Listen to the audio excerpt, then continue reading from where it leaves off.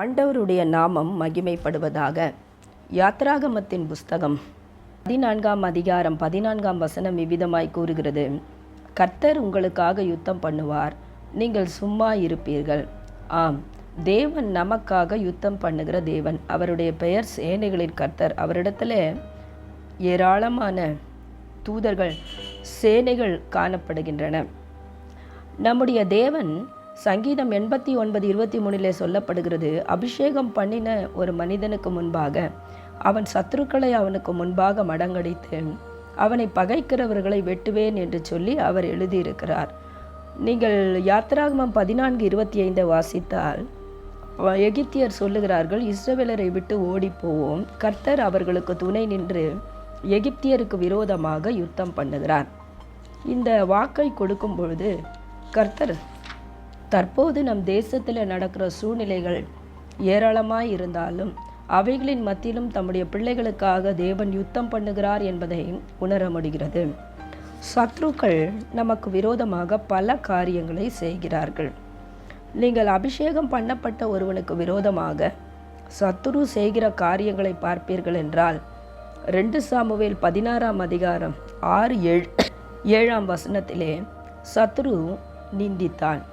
அபிஷேகம் பண்ணப்பட்ட தாவீதை சீமேயி கற்களை வீசி எறிந்து தூஷித்தான்.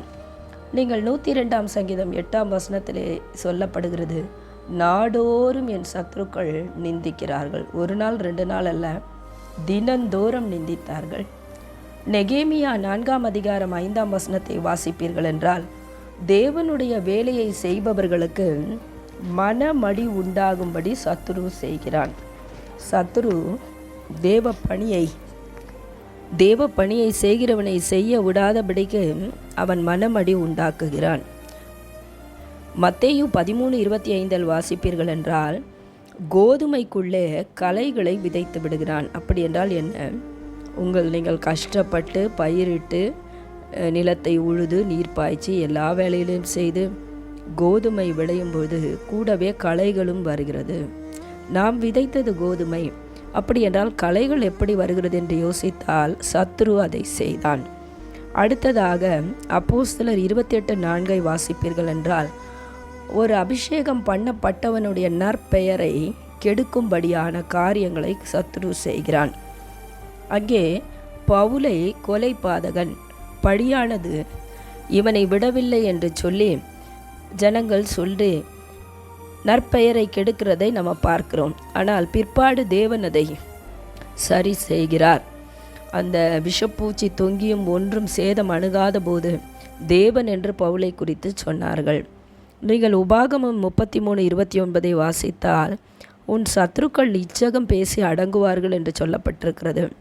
தேவ பிள்ளைகளுக்கு விரோதமாக இச்சகம் பேசுவார்கள். சங்கீதம் 25:19 வாசித்தால், உக்கிர பகையாக பகைப்பார்கள், நாள்தோறும் விழுங்க பார்க்கிறார்கள். இதெல்லாம் சத்துரு செய்கிற வேலைகள். ஆனால் எவ்வளவு தந்திரமான வேலைகளை சத்துரு செய்தாலும் நம்முடைய தேவன் என்ன செய்கிறார்? நமக்காக யுத்தம் பண்ணுகிறார். யாத்ராகமம் 14:13 சொல்லப்பட்டிருக்கிறது: நீங்கள் நின்று கொண்டு இன்றைக்கு கர்த்தர் உங்களுக்கு செய்யும் ரட்சிப்பை பாருங்கள்.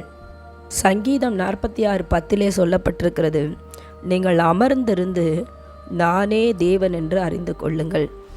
எந்த வகையான விதத்திலே சத்துரு நம்மிடத்திலே போராடினாலும் நாம் செய்ய வேண்டிய வேலை அமைதியாக இருப்பது, அமர்ந்திருப்பது, தரித்து நின்று கொண்டிருப்பது. ஏனென்றால் நமக்கு ஒரு நல்ல தேவன் இருக்கிறார்.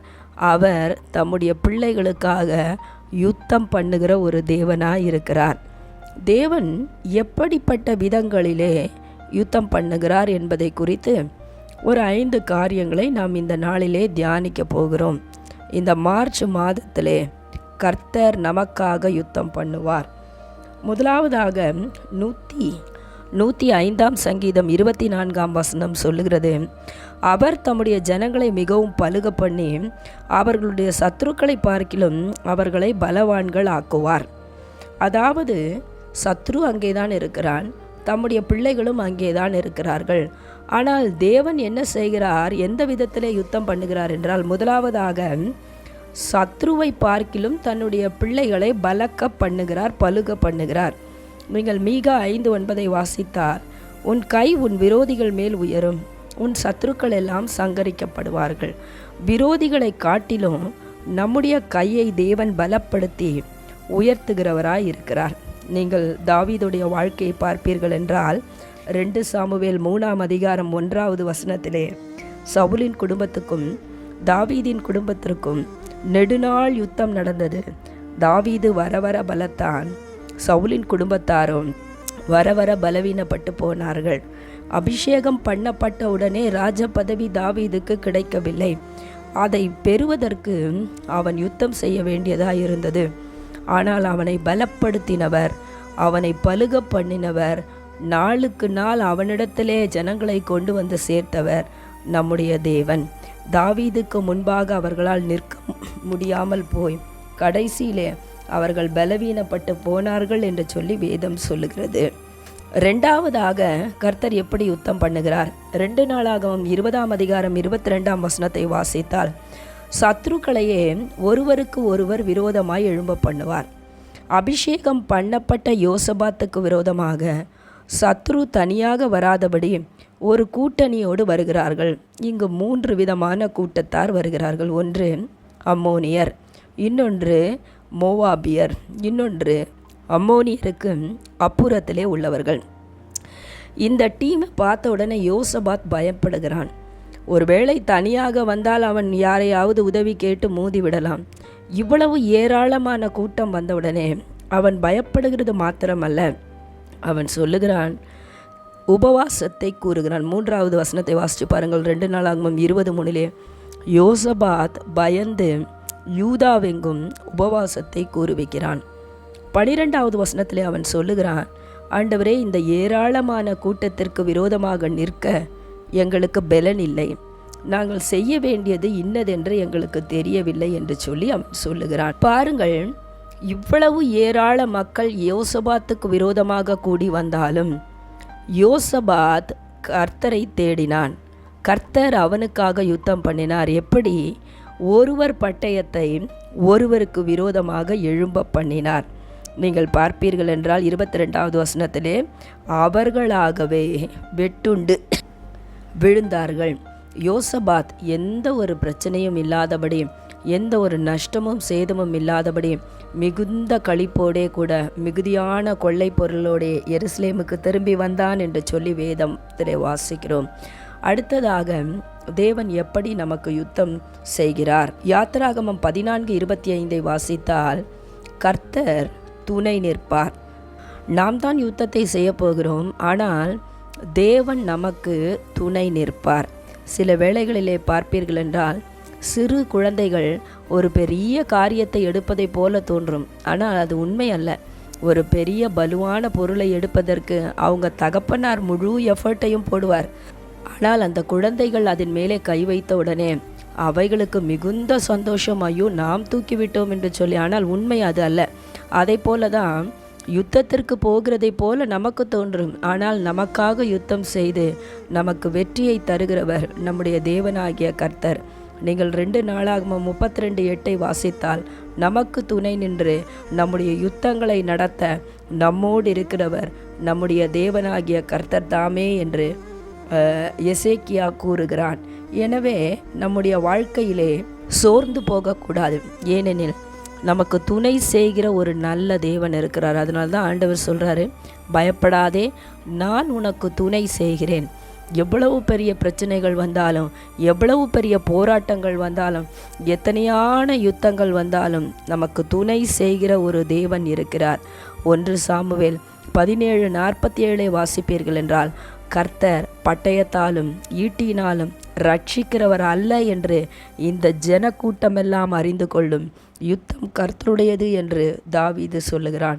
ஆம் பிரியமானவர்களே, இவன் ஒரு சின்ன கல்லால் கோலியாத்தை அடித்தான். ஆனால் கர்த்தர் துணை நின்று கோலியாத் முகங்குப்புற விழும்படியாக கர்த்தர் அவனை தலையில் அடித்தார். கோலியாத்தை தாவீது ஜெயிக்கல, தாவீதுக்காக கர்த்தர் யுத்தம் பண்ணினார். அதுதான் உண்மை. கர்த்தர் நமக்கு துணை செய்ய போகிறார். எப்படிப்பட்ட துணையாக ஆண்டவர் இருப்பார் என்றால், நமக்கு அனுகூலமான ஒரு துணையாக தேவன் இருப்பார். கடைசியாக நீங்கள் 2 ராஜாக்கள் 19:35 வாசித்தால் தூதனை அனுப்பி யுத்தம் செய்கிறார். சனகரீப் யூதாவில் உள்ள அரணான சகல பட்டணங்களுக்கு விரோதமாக வந்து அவைகளை பிடிக்கிறான். நீங்கள் 17ஆம் வசனத்தை வாசித்து பாருங்கள். ராப்சாக்கே என்று சொல்லப்படுகிற தன்னுடைய சேனாபதியை அனுப்புகிறான். அவனோ மிரட்டுகிறான், நிருபங்களிலாலே பயமுறுத்துகிறான், ஜனங்களுக்கு போதிக்கிறான். நீங்கள் எசேக்கியாவை நம்பாதிருங்கள், எசேக்கியா உங்களை கர்த்தர் நம்மை நிச்சயமாய் தப்புவிப்பார் என்று கர்த்தரை நம்ப பண்ணுவான். நாங்கள் ஜெயித்துவிட்ட நாடுகளிலே இருந்த எல்லா தேவர்களையும் நாங்கள் ஜெயித்திருக்கிறோம் என்று சொல்லி எல்லாம் அவன் பல விதங்களிலே பயமுறுத்துகிறான். ஆனால் எசேக்கியாவோ தேவனை நோக்கி பிரார்த்தித்தான், வானத்தை நோக்கி அபயமிட்டான். முடிவில் தேவன் ஒரு தூதனை அனுப்பினார். நீங்கள் 2 நாளாகமம் 32:21 வாசிப்பீர்கள் என்றால் அந்த தூதன் பராக்கிரமசாலிகளை எல்லாம் அதம் பண்ணினான் என்று சொல்லுவதோடு நிறுத்த விடவில்லை.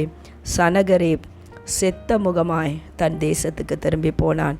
என்னை கேட்டுக்கொண்டிருக்கிற தேவ ஜனமே, இன்றைக்கு உங்களுக்கு விரோதமாக எவ்வளவு பெரிய சத்துருக்கள் வந்தாலும் கர்த்தர் அவர்கள் செத்த முகமாய் திரும்பி போக பண்ணுவார். உங்களுக்காக ஒரு தூதனை அனுப்புவார். பயப்படாதிருங்கள். அடுத்ததாக என்னாகமம் 22:32 சொல்லப்பட்டிருக்கிறது, உன் வழி மாறுபாடாய் இருக்கிறதினாலே நான் உனக்கு எதிரியாக புறப்பட்டு வந்தேன். பிலேயாம் தேவ பிள்ளைகளுக்கு எதிராக போகிறான், கர்த்தர் அவனுக்கு எதிரியாக வரார். என்னாகமம் 23 தேவன் பிலேயாமை சந்தித்தார். 16ஆம் வசனத்திலே கர்த்தர் பிலேயாமை சந்தித்தார். தம்முடைய பிள்ளைகள் மேல் எந்த ஒரு மந்திரமும் பலிக்காதபடிக்கு தேவனே இறங்கி வந்து விடுவிக்கிறார். எப்பேற்பட்ட ஆபத்து வந்தாலும் சோர்ந்து போகாதிருங்கள். நமக்காக ஆபத்தின் வேளையில் தூதனை அனுப்பல. வேதம் சொல்லுகிறது, ஆபத்தில் நானே அவனோடு இருந்து அவனை தப்புவித்து. ஆபத்தின் வேளையில், நெருக்கத்தின் வேளையில், பயங்கரமான சூழ்நிலையில் கர்த்தர் இறங்கி வந்து நமக்காக யுத்தம் பண்ணுகிற ஒரு தேவனாயிருக்கிறார். கர்த்தர் உங்களுக்காக யுத்தம் பண்ணுவார். நீங்கள் சும்மா இருப்பீர்கள். இன்றைக்கு எந்த விதமான பிரச்சனைகள், போராட்டங்கள், பயமுறுத்துதலுக்கு நடுவிலே நீங்கள் போய்கொண்டிருந்தாலும் திடமனதாயிருங்கள். உங்களுக்காக யுத்தம் செய்கிற ஒரு தேவன் இருக்கிறார்.